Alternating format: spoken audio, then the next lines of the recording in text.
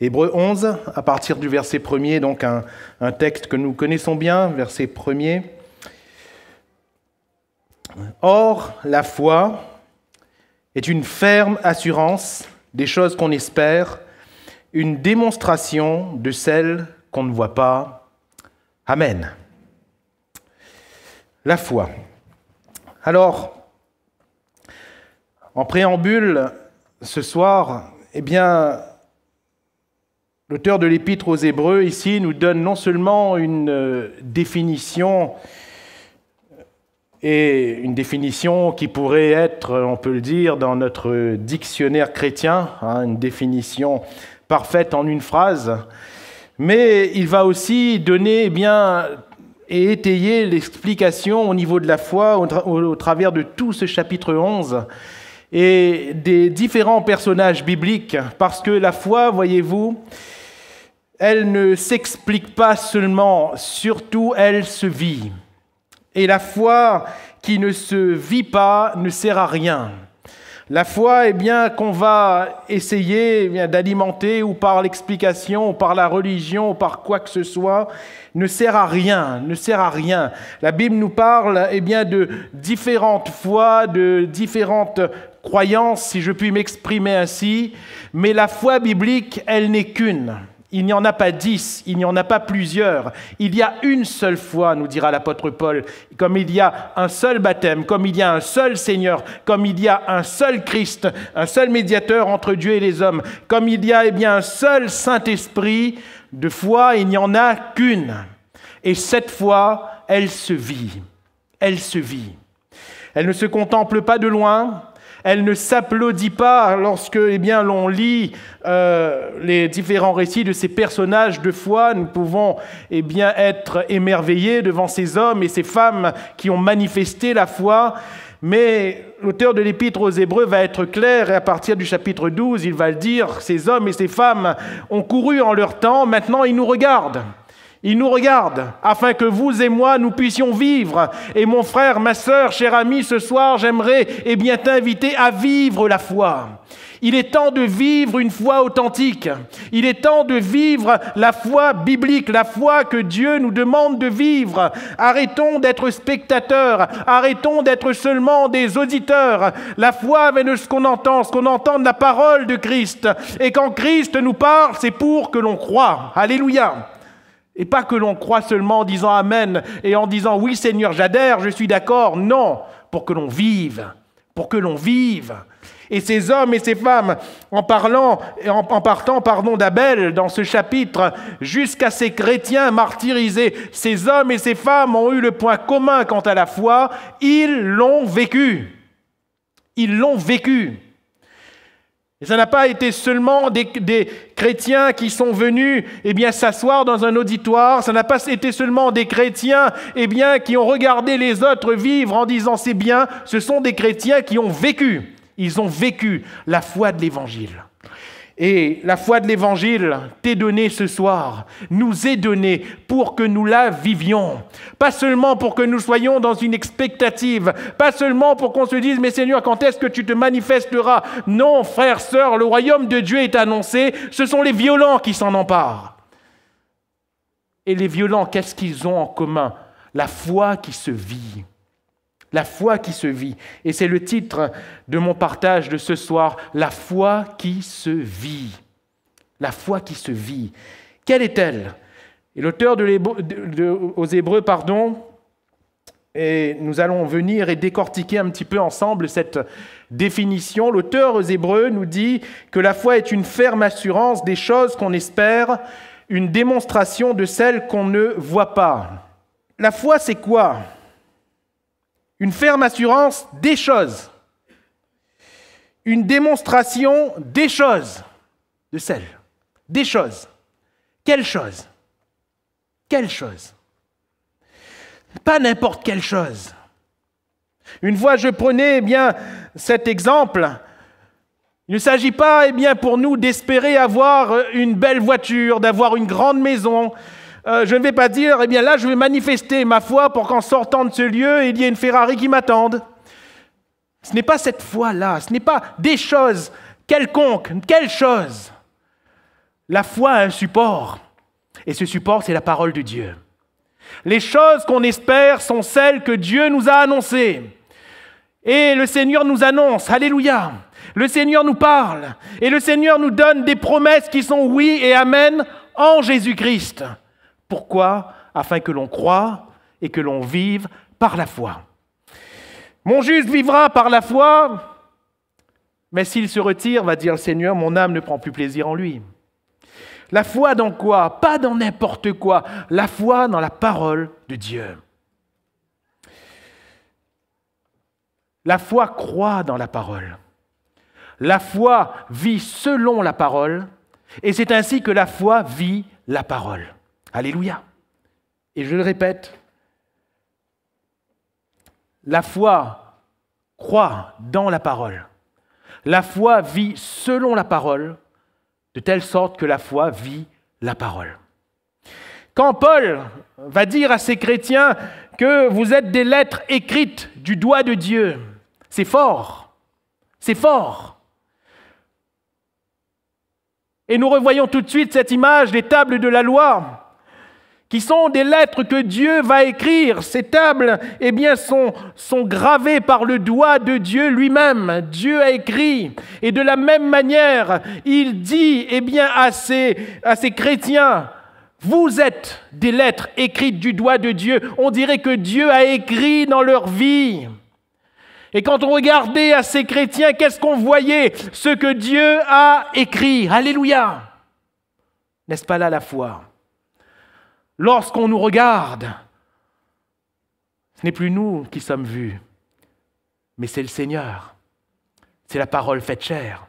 C'est ce que Dieu a écrit.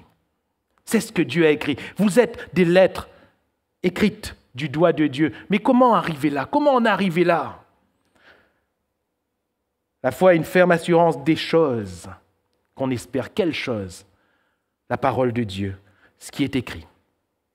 Le Seigneur ne nous a pas laissé d'autre base, le Seigneur ne nous a pas laissé d'autre référence que sa parole. Sa parole. Ainsi, qu'est-il écrit ?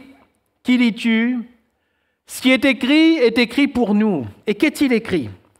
Nous découvrons la parole de Dieu des promesses.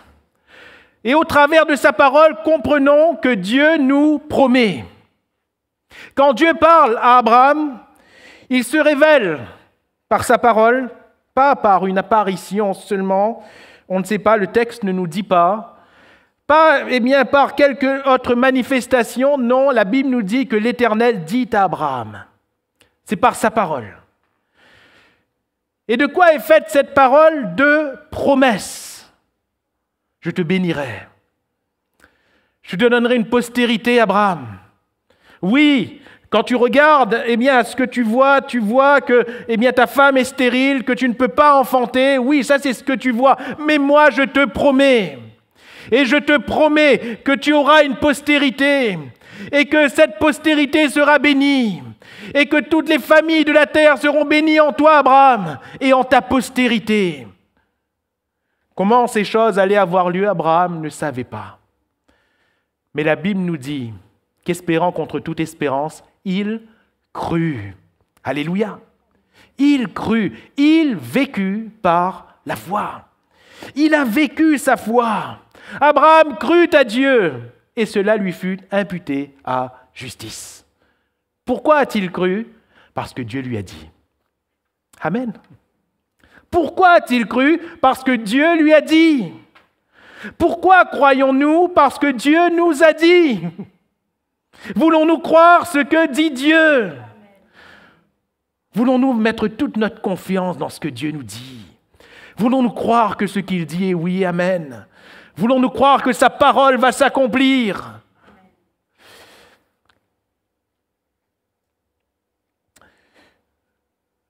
Nous vivons, trop dans la virtualité. Je m'explique. Nous vivons trop en prenant les choses naturelles et en les ramenant à Dieu. Nous vivons trop en prenant les marqueurs de notre société et en la rapportant au Dieu intemporel, au Dieu qui règne. Voyez-vous, les temps changent, la technique change, les progrès, sont là, oui, mais notre Dieu ne change pas. Et le Seigneur honorera toujours la foi. Et il l'honorera toujours comme il veut, quand il veut. Mais ce soir, rien ne nous empêche de croire dans ce qu'il dit, peu importe ce que nos yeux voient. Nous avons des promesses, disais-je. Nous avons des promesses. Quelles sont ces promesses ? Dieu a promis à Abraham, Dieu a promis à des hommes et à des femmes, et Dieu nous promet. Dieu nous promet. Dieu nous promet qu'il nous pardonne de tous nos péchés. Alléluia. C'est lui qui te pardonne de tous tes péchés, nous dit le psalmiste. Dieu nous promet que par le sang de Jésus-Christ, son Fils, nos péchés seraient complètement lavés. Est-ce que nous voulons le croire ? Est-ce que nous voulons croire que nos péchés sont pardonnés, que nos fautes sont oubliées, que Dieu les prend et qu'il les jette loin au fond de la mer ? Il ne s'en souvient plus. Est-ce que nous voulons croire en cela ? Même quand le diable reprend et nous ramène en disant « Regarde, rappelle-toi ce que tu as fait ». Nous sommes humains, nous avons une mémoire. Mais la mémoire de Dieu est telle que quand le sang de son Fils lave, il ne s'en souvient plus. Alléluia! Est-ce que nous voulons croire? Croire que nos péchés sont pardonnés, c'est merveilleux. Et si ce soir, quelqu'un s'approche de Dieu, il s'approche de celui qui pardonne les péchés. Il s'approche de celui qui est mort pour lui à la croix afin que ses péchés soient pardonnés. Oui, ce soir, nous pouvons être de nouvelles créatures parce que c'est écrit. Amen. Et nous voulons croire ce qui est écrit. Celui qui est en Christ est une nouvelle créature. Les choses anciennes sont passées. Alléluia. Pourquoi voulons-nous rappeler ce qui est passé? Pourquoi voulons-nous rappeler ce qui est oublié? Voulons-nous croire? Et seulement croire. Qu'est-il écrit? C'est lui qui pardonne tes péchés, c'est lui qui guérit toutes tes maladies. Alléluia! Est-ce que nous voulons croire? Est-ce que nous voulons croire? Simplement parce que Dieu nous dit. Est-ce que nous voulons croire? Peu importe ce qui nous a été dit autour. Seulement parce que Dieu nous dit. Est-ce que nous voulons croire et saisir la parole de Dieu? Quelqu'un va dire, mais celui-là, il a cru, il est quand même mort de sa maladie. Ne t'en fais pas, ce qui s'est passé pour lui est entre lui et Dieu. C'est entre lui et Dieu. Mais entre toi et Dieu, veux-tu croire dans la parole de Dieu? Envers et contre tout, le Seigneur guérit. Et nous avons des témoignages au milieu de nous, spectaculaires de guérison de maladies. Tout cela pour nous montrer, pour nous prouver que Dieu guérit. Mais au-delà de toute preuve, au-delà du témoignage des autres, ce soir, voulons-nous croire dans ce que Dieu dit seulement parce qu'il a dit? C'est là la foi. Ce sont là ces choses. Et nous pourrions multiplier les exemples. Toutes ces promesses sont pour vous, pour moi, pour qui veut saisir finalement. Bien sûr que si nous ne voulons pas saisir, elles ne sont pas pour nous. Mais quand le Seigneur dit, au travers de l'apôtre Paul à ce geôlier de Philippe, lorsqu'il lui dit « Crois, tu seras sauvé toi et ta famille ». En lisant ça, on peut dire « Ça c'est pour le geôlier, c'est pas pour moi ». Mais qui veut saisir cela? Qui veut saisir cette parole? Je vais vous rendre un témoignage. C'est vraiment passé dans une église. Il y avait un homme. Son prénom, c'était Pierre. Dans une église en métropole. Et cet homme était impotent des pieds. Et on le faisait venir et toujours s'asseoir au fond. Il ne pouvait pas marcher, il était en fauteuil roulant. Et on le mettait toujours au fond. Et il venait à toutes les réunions. Depuis combien d'années, je ne peux pas vous dire. Il venait bien parfois à l'imposition des mains, parfois quand il était découragé, il ne venait pas devant. Des fois, on dirait qu'il était à nouveau encouragé, il venait. Et un soir, le prédicateur parlait de ce texte où Jésus s'approche des disciples de la tempête lorsqu'il marche sur les eaux. Et vous vous rappelez quand l'apôtre Pierre va dire, « Eh bien, Seigneur, si c'est toi, ordonne que je vienne sur les eaux. » Et ce prédicateur va dire, Jésus lui a dit, « Viens Pierre, viens Pierre. » Et quand il a dit, « Viens Pierre », cet homme qui s'appelait Pierre, il s'est mis debout et il a commencé à marcher. Et le prédicateur a dit, « Viens Pierre ». Et il a continué à marcher et il a traversé la salle en marchant. Parce qu'il a saisi pour lui la parole de Dieu. Dans le texte, ce n'était pas pour lui, on est d'accord. Mais lui, il a saisi pour lui la parole de Dieu. Il a compris dans son cœur que le Seigneur était en train de lui parler, que c'était le temps de Dieu pour lui. Et il a saisi la parole de Dieu. Ce soir, quand nous lisons ce qui est écrit, nous pouvons dire c'est pour les autres. Mais quand le Saint-Esprit nous parle, car la parole de Dieu est inspirée, quand le Saint-Esprit nous parle, voulons-nous croire, que le Seigneur nous guérit de nos maladies. Alléluia. Je me rappelle de ce brave frère qui était venu parce qu'il était malade à l'imposition des mains. Il a reçu l'imposition des mains. Et dans son cœur, il croyait, parce qu'il avait entendu, il croyait qu'il était guéri. Il retournait à sa chaise, arrivé chez lui, il était triste parce qu'il voyait qu'il était toujours malade. Mais il a dit, Seigneur, je crois quand même en toi. Le lendemain, il était toujours malade. Le surlendemain, il était toujours malade. La semaine d'après, il est revenu à la réunion d'évangélisation, il était toujours malade. Alors, ce soir-là, le pasteur, va prêcher sur ce malade. Cet aveugle, vous vous rappelez de l'histoire quand cet aveugle, Jésus lui a imposé les mains et il voyait des hommes mais qui étaient comme des arbres. Jésus lui a à nouveau imposé les mains et puis il voyait complètement clair. Et ce soir-là, il a dit cette parole est pour moi. Il est retourné une deuxième fois à l'imposition des mains et il a été instantanément guéri. Parce qu'il a saisi. Vous comprenez? Vous comprenez? Croire dans ce que Dieu dit. Voilà la foi. La foi qui se vit, c'est la foi qui croit dans ce que Dieu dit. Et à partir de ce que Dieu dit, la deuxième chose que nous retirons de ce texte, à partir de ces choses, à partir de ce que Dieu dit, on espère. On espère. On espère ce qu'on ne voit pas. La foi est une ferme assurance des choses qu'on espère, une démonstration de celles qu'on ne voit pas.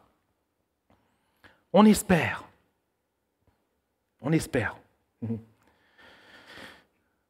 Même si on n'est pas très bon en français, en créole, ça passe. Frère, aspère un peu. Aspère. Quand j'étais petit, ma grand-mère, quand elle cuisinait et que je voyais qu'elle faisait le plat préféré de son petit-fils, alors la faim montait encore plus, voyez-vous. Et je disais, Mémé, quand ça nous mange. Et Mémé me regardait et me disait, aspère. Aspère, mon garçon, aspère. Aspère. Espère. On sait que ça va venir. On sait, parce qu'on croit ce que Dieu a dit, on sait que ça va venir. C'est pour cela qu'on espère. On ne voit pas. Oui, on ne voit pas, mais on sait que cela se produira. Et c'est pourquoi on espère. On espère. Et notre vie démontre cette espérance. On espère. Cette femme à la perte de sang s'est approchée de Jésus par derrière parce qu'elle espérait. Si seulement je puis toucher le bord de son vêtement, je serai guéri. Elle espérait. Voilà sa conviction. Elle espérait. Elle espérait. Elle a touché le bord du vêtement de Jésus. Et qu'est-ce qui s'est passé? Ce qu'elle n'avait pas vu encore, elle l'a vu. Elle a été guérie. Alléluia. On ne voit pas, mais on verra. On verra. Abraham a espéré. Quand il est arrivé dans Canaan, il espérait. Quand il a exploré ce pays, il espérait. Quand il a dressé sa tente, il espérait. Et tant qu'il avançait avec Dieu, il avançait parce qu'il espérait. Il espérait quoi? Il espérait voir ce que Dieu lui avait promis. Mais tant qu'il ne voyait pas, il espérait. Ma question est celle-ci. Espères-tu encore? Voulons-nous oser encore espérer? Voulons-nous oser encore espérer? Parfois, on a commencé à espérer. Mais voyez-vous, notre foi est forcément éprouvée. Forcément éprouvée. Nous y viendrons tout à l'heure. Mais des choses viennent pour qu'on espère plus. C'est pour cela qu'il faut, et ce sera la troisième partie de mon propos dans un instant. Les choses viennent forcément pour nous contrer. Mais il faut qu'on soit ferme. Il faut qu'on soit ferme. Voulons-nous encore espérer?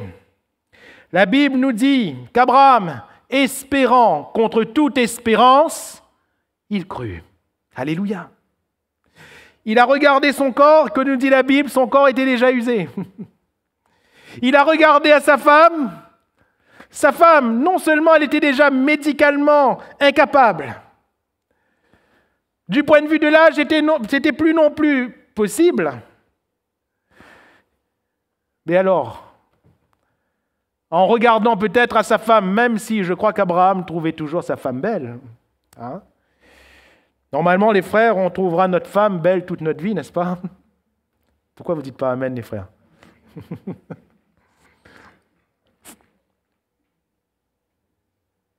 Un mari trouve sa femme belle toute sa vie. Toute sa vie.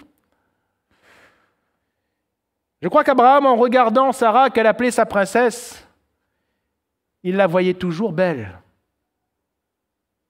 Mais en considérant la nature, tout lui disait ce n'est pas possible. Mais la Bible nous dit espérant contre toute espérance. Alléluia. Il crut. Il crut. Il crut. Car la foi dépasse ce que l'on voit. Jésus va dire à ses disciples, ayez la foi de Dieu. Ayez la foi que Dieu donne. J'étaye un peu. Car si vous avez la foi que Dieu donne, vous diriez à cette montagne, ôte-toi de là, jette-toi dans la mer, cela se ferait.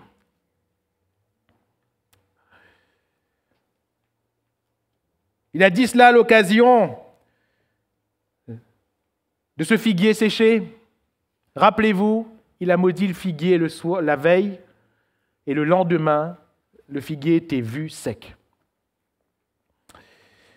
En quoi espérons-nous? L'espérance est toujours une affaire de longueur, voyez-vous. L'espérance se voit toujours sur la longueur. Ça ne se voit jamais sur le ponctuel. Ça se voit toujours sur la longueur.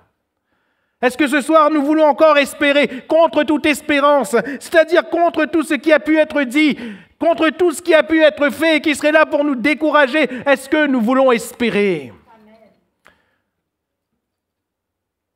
Papa, maman, est-ce que tu veux encore espérer dans le salut de tes enfants? Est-ce que tu veux encore espérer dans ta guérison ce soir? Est-ce que tu veux encore espérer, dans la main de Dieu? Non, le Seigneur ne tarde pas, mais il cherche dans notre cœur la foi. Alléluia. Est-ce qu'on espère encore? Et c'est pour cela que pour espérer, il nous faut cette ferme assurance. Il nous faut cette ferme assurance. Il faut que soit démontré que nous possédons ce que nous ne voyons pas encore. Et ça, c'est fort. Parce que ces hommes et ces femmes de la foi ont démontré par leur vie qu'ils possédaient déjà ce qu'ils ne voyaient pas encore. Quand Jésus a dit à cet homme paralytique sur le bord de la piscine de Bethesda, « Lève-toi, prends ton lit et marche », cet homme, en se regardant, s'il s'arrêtait à ce qu'il voyait, il ne voyait pas, il ne voyait rien. Mais la fermeté de la foi de cet homme dans les paroles du Christ ont fait que même s'il ne se voyait pas guéri, il s'est levé, il a pris son lit et il a vu la guérison. Alléluia. Il a vu la guérison. La fermeté. La fermeté. Être ferme. Être ferme dans quoi, allez-vous me dire? Être ferme dans quoi? C'est très simple. Non seulement être ferme dans notre conviction que ce que nous avons demandé va se produire, mais être ferme dans notre obéissance à la parole de Dieu. Alléluia. Être ferme. Quand cet homme qui a été guéri, il était en train de marcher avec son lit, c'était interdit le jour du sabbat. Et les religieux juifs lui ont fait remarquer, mais qu'est-ce que tu fais? Il ne t'est pas permis de faire cela pendant le sabbat. Oui, mais moi je n'obéis pas à votre religion. Moi j'obéis à la parole de celui qui m'a dit, prends ton lit et marche, car c'est celui-là qui m'a guéri. Alléluia. J'obéis à celui qui m'a donné un ordre, le Seigneur qui m'a guéri. Et c'est là la démonstration. Quand nous obéissons à la parole de Christ. Le Seigneur qui t'a sauvé, le Seigneur qui t'a guéri, le Seigneur qui nous donne tellement de promesses. Que nous a-t-il dit pour qu'on y obéisse? De telle sorte que la parole de Dieu pour nous n'est pas une fiction. Ne doit pas être une fiction. Ce que Dieu nous demande ne doit pas être conditionnel. Nous ne devons pas atténuer ce que Dieu nous demande par les circonstances en disant « Seigneur, j'aurais bien obéi, mais tu vois les circonstances. » Non, non. Quand il est dit qu'Abraham crut à Dieu, quelle a été la preuve de sa foi? C'est très simple, son obéissance. Quand Dieu lui dit « Va, offre ton fils, celui que tu aimes, c'est-à-dire Isaac. » Qu'a fait Abraham? Il a obéi. Alléluia. La preuve de sa foi, c'est son obéissance. Pourtant, c'était dur. Mais il a obéi. Il a obéi. Ce jeune homme riche aurait dû obéir. Il aurait eu un trésor dans le ciel. Mais il n'a pas obéi. Il n'a pas obéi. Et toi, ce soir, vas-tu être ferme? Vas-tu obéir? Où se situe notre manque de fermeté, frères, sœurs, chers amis? C'est dans notre manque d'obéissance. Notre manque d'obéissance. Voilà ce qui pose problème à Dieu. Voilà ce qui fait que Dieu n'agit pas ou n'agit plus. Il y avait bien un Dieu en Israël du temps des rois. Mais quand Israël n'obéissait plus, Dieu n'agissait plus. Il y avait bien un Dieu qui parlait. Mais tant qu'il n'y avait pas un Samuel consacré à Dieu dans l'obéissance, eh bien, la parole de Dieu ne se faisait plus entendre. Ce soir, où est l'homme, où est la femme qui obéit à Dieu? Où est le jeune homme, où est la jeune fille qui obéit à Dieu? Frères, sœurs, où est notre foi qui se caractérise par notre obéissance à Dieu? Si nous croyons, nous verrons, mais j'aimerais dire ce soir, si nous obéissons, nous verrons la gloire de Dieu. Alléluia.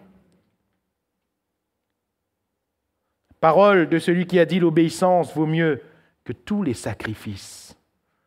Cette parole doit rester là, en suspens dans notre cœur, pour diriger toutes nos actions, les miennes comme les vôtres. Alors j'aimerais conclure ce simple partage, vous conviendrez. Sujet de la foi, les exemples ne manquent pas, je vous laisse lire chez vous, Hébreux 11. Les exemples ne manquent pas. Mais j'aimerais relire cette définition, hors la foi. C'est une ferme assurance des choses qu'on espère, une démonstration de celles qu'on ne voit pas.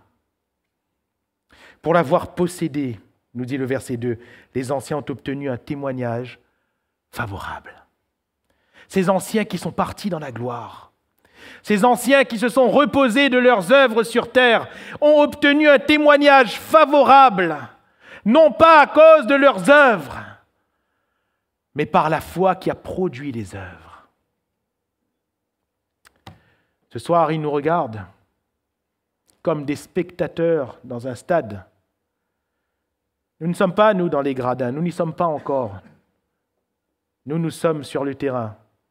On est en train de courir. On est en train de courir. Certains vont se mettre derrière la ligne de départ et vont commencer leur course. Je parle de ceux qui ne se sont pas encore engagés. Certains, comme vous et moi, comme moi par exemple, on est dans cette course. Certains d'entre nous, et ça c'est Dieu qui le sait, sont en train de toucher à la fin de la course. Nous, on ne le sait pas forcément, Dieu le sait. Et on a le témoignage de tous ces anciens qui sont là et qui nous encouragent à courir différentes courses parce que nous sommes différents, nos vies sont différentes, nos expériences sont différentes, nos personnalités sont différentes. Mais notre course est commune en ce que c'est la course de la foi. La course de la foi. Voulons-nous courir cette course fermement et jusqu'à la fin? Voulons-nous garder nos yeux sur Jésus, non pas avec mollesse mais avec fermeté, non pas dans le vide mais en espérant avec une base forte, celle de la parole de Dieu, constituée de promesses et de directives pour notre vie. De promesses afin que l'on demande à Dieu, car celui qui demande selon la volonté de Dieu, il obtiendra. Mais de directives afin que l'on obéisse à Dieu et qu'ainsi notre foi soit éprouvée, épurée par la parole de Dieu.